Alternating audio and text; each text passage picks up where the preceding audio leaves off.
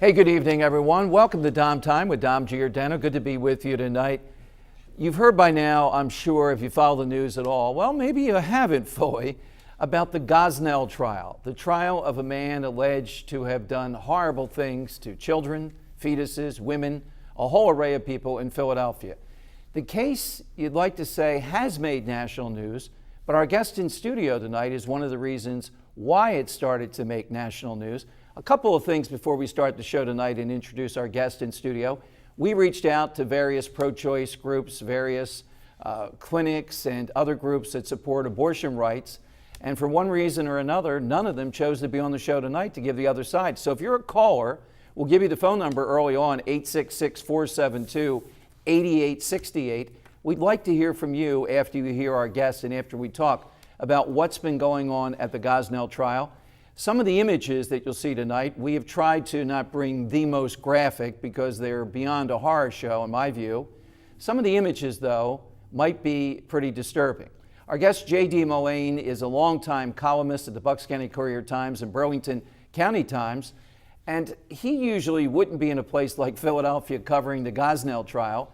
He went there, though, and what he saw were, we'll give you an illustration we'll put on screen, were benches of places in the courtroom that were set up, as you can see, for the national media. Think New York Times, USA Today, a whole array of them, and those benches are empty during the trial. He tweeted this out, and all hell broke loose about why is the national media and other media outlets not covering the Gosnell abortion trial case. Joining us in studio, J.D. Mullane. J.D., thanks for joining us. Good to be here, Dom. Well, that's about it. I think the story that you tweeted out and you saw what was going on there. What's your reasoning? Why do you think the national media wasn't there? Well, first, that picture, those benches weren't set aside for the Bucks County Courier-Times or the Daily Intelligencer or the Westchester Daily Local. They were set aside for the major media. And those benches could hold about 30 or 40 people. And the court staff was surprised because they're veteran, bailiffs and tip staff, and they're used to dealing with these big, grisly murder trials that are going to attract a lot of attention. And they were certain that this was going to attract a lot of media attention. But it didn't. They never showed up. Why?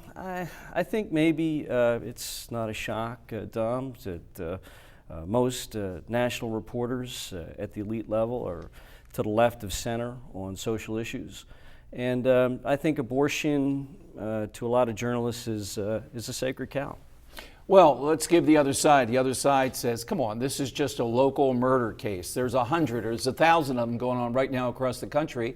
Why would the New York Times and the others come to Philadelphia and cover this day to day? Where's the national interest?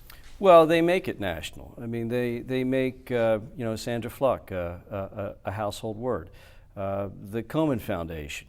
They make stories that are favorable to pro-choice. They flood the zone, as the New York Times likes to do. But they didn't do it in this one, I think because, for 40 years, the abortion argument has been in the court of public opinion. He said, she said, break for a commercial, it ends in a stalemate. The power of Gosnell, Dom, is that it is in a court of law.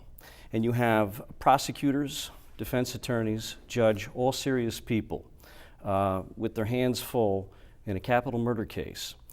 You have a jury, and every one of those jurors has been asked in screening, can you put Kermit Gosnell to death if that's where the law and the facts of the case lead you? And every one of them have said yes. But let me interject and say he's a rogue. He's a rogue abortionist. This guy, it's horrible what he did. And the average abortionist, if there is such a thing in Pennsylvania, New Jersey, Delaware, they would not do this. That's what they all tell me, or they wouldn't come on and say it tonight, but the ones I've had on, and they say, we're trying to use Gosnell to shut down abortion clinics. Well, that's not true. He's not an outlier. He was a leader in pro-choice and abortion beginning in the late 60s and 70s. You have a Planned Parenthood clinic in Delaware just 2 weeks ago shut down because of problems, not reaching to the Gosnell level. But J.D., yourself in your column, and you know how I feel about you as a columnist, though, you said this is for viewers like Newtown was to guns. If we sat in that courtroom, if we actually got that day to day as you did when you sat there, how graphic, how brutal this is, it would turn minds and hearts against abortion. Yeah, because what Gosnell does is it pulls the curtain back from the inherent violent act that an abortion is. I mean, but this was late term. Late term, but even not so late term. There's been testimony in Gosnell where second trimester babies have been born alive and are breathing, and you can see their hearts beating. And those pictures have been shown in court, and they're heartbreaking, and they're awful, and you want to turn away from them. And this case, if only a quarter of what has been said in the last 5 weeks in courtroom 304 could get out to the American people, people would begin to reconsider their position on Roe versus Wade.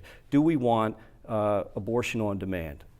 And you told me too, and we're not going to name names here, but there have been people that maybe have been pro-choice for a long period of time, and when they've sat there, when this has gotten to them, and even some of your columns, they've turned around from this. That's true. There's one journalist in the courtroom who very liberal, very pro-choice, until this journalist sat through the Gosnell case, Gosnell testimony, and has changed his mind. I got a call from one of the founding members, founding volunteers of Planned Parenthood, Bucks County, where I live, a woman in her 80s, and she says she has changed her mind, that back in the 60s when she was an activist for legalized abortion, that there was a lot of concern over overpopulation. That was a big concern. Of course, feminism, right. Women's rights, but she said it was never intended to become a method of birth control, and she sees that's what it's become. 1 million abortions a year is a method of birth control. I was with J.D. Mullane, columnist who's covered the Gosnell case and tweeted that photo out that we've seen and written about this. We'd love to get you in at 866-472-8868. Have you followed this case? What question do you have for J.D. who sat through this? And as the media, the big media, New York Times, NBC, ABC, have they been in the tank? Give us a call right now here on Dom Time.